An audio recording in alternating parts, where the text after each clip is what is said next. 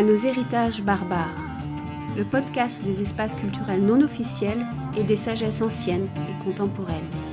Et des sagesses anciennes et contemporaines.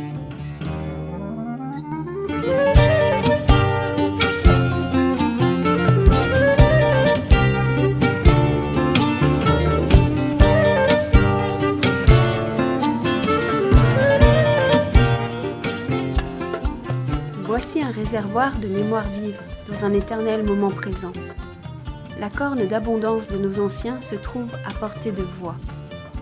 Ils sont l'ombre sous nos pas, l'eau qui circule dans nos cellules. Ils sont nos héritages barbares.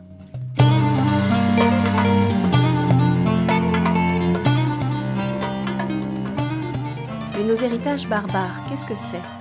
Et qu'est-ce que cela va m'apporter dans ma vie d'aujourd'hui ?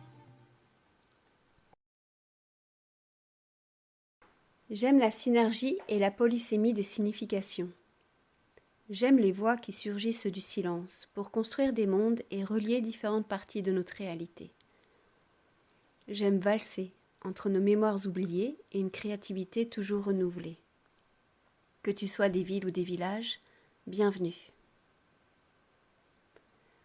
Notre mémoire n'est plus que traces, indices cachés dans nos chants d'enfants, nos légendes, nos contes, nos gravures de pierre. Il faut savoir la débusquer aux marges de notre monde contemporain qui sait s'accaparer nos images pour les figer, les statufier, en suçant toute la substantifique moelle des anciens symboles. C'est pourquoi notre richesse ne se trouve que dans les espaces non officiels. La mise sous cloche des expressions culturelles par les États, soit en les muséifiant, soit en les brimant, signe à chaque fois la mort des espaces sacrés.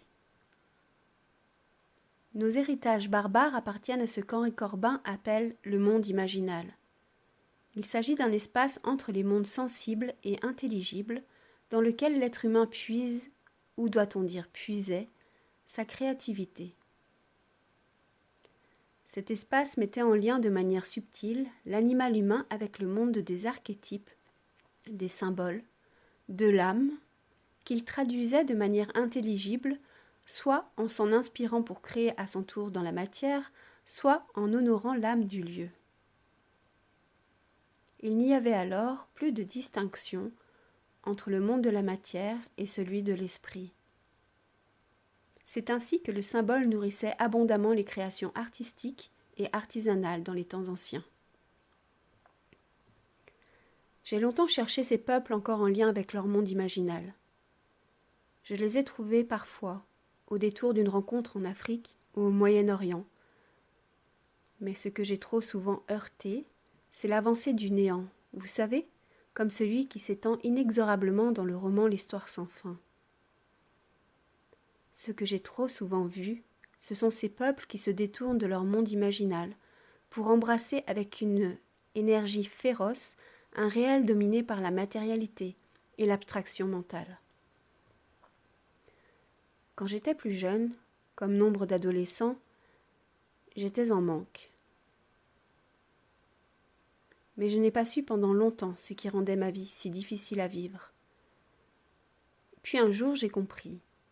J'ai compris que j'étais entourée de symboles énergétiquement morts, que la poésie avait déserté l'espace dans lequel je vivais, que mon corps était inexistant et mon âme en souffrance de n'être pas vraiment incarnée. J'ai vu les solidarités coutumières se disloquer et les symboles utilisés uniquement pour la mise en concurrence des êtres, pour leur exploitation.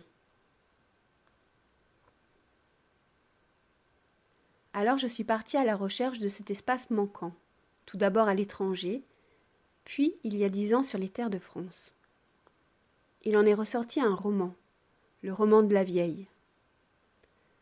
J'ai longtemps hésité entre la forme romancée et l'essai. Puis finalement, l'envie d'écrire de manière organique et sensorielle s'est imposée. Mais il reste toujours cette envie de transmettre le fruit de mes recherches et de coupler ça avec des interviews de personnes contemporaines que je trouve inspirantes et dont le propos viendra enrichir encore notre imagination active. Nous avons besoin de nos contes, de nos légendes, de nos chants et nos symboles pour nous relier aux différents espaces psychiques et physiques de la création. Ils font partie depuis la nuit des temps de l'initiation de l'humain qui, sans eux, peut difficilement prétendre au statut de femme et d'homme sage.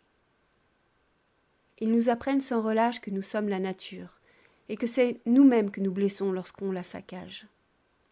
Ils nous apprennent que nous ne pouvons nous soustraire sans conséquences graves à l'affrontement de nos zones d'ombre et aux lois de la vie. Pour moi, il est maintenant un fait établi que nous sommes l'un des premiers peuples colonisés.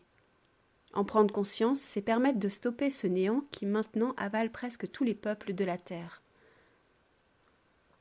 Mais ce n'est pas une question d'identité. La plupart des personnes qui se questionnent sur les identités sont figées dans une vision étriquée du monde. Une culture active est une culture qui se crée, se défait, se recrée perpétuellement en lien avec l'âme du lieu dont elle est issue et en reliance avec les autres. Nous sommes à la fois racines et rhizomes. Je te souhaite un beau voyage au cœur de tes racines.